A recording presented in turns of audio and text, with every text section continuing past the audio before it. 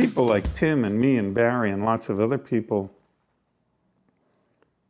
spent years arguing that it was a scientific problem, okay? And I think that battle has been largely won by people who seriously think about this stuff. And you find very few people anymore who say they agree with Bohr or who even know what it is that one would agree with or disagree with if one agreed with Bohr. And then there have been various proposals about how to fix it. And there are three great traditions. So let me say a little more about the algorithm. The algorithm represents physical situations of the physical system it treats with a certain mathematical object called a wave function, okay?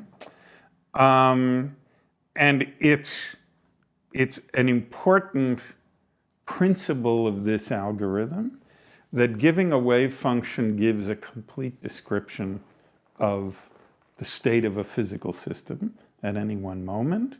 And the other thing that the algorithm provides is a set of laws about how these wave functions change with time under certain physical circumstances. Good. And like I said, the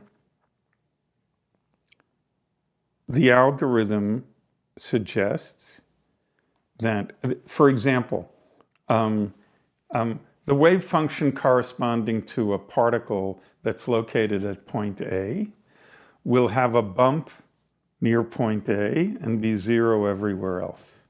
The wave function that represents a particle that's located at point B will have a bump near point B and it will be zero everywhere else. The wave function that represents a particle which is in a superposition of being located at point A and located at point B will have a bump at point A and another bump at point B and be zero everywhere else. So about this particle, we say it's not at A, it's not at B, it's not at both, but it's also not at neither, okay? Good.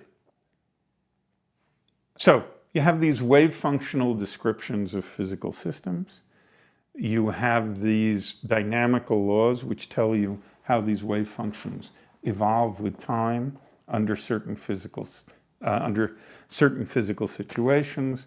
And this is the very, very bare bones of the logical structure of this quantum mechanical algorithm.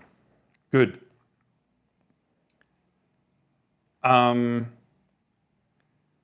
There are two obvious approaches to fiddling with this. So the trouble is,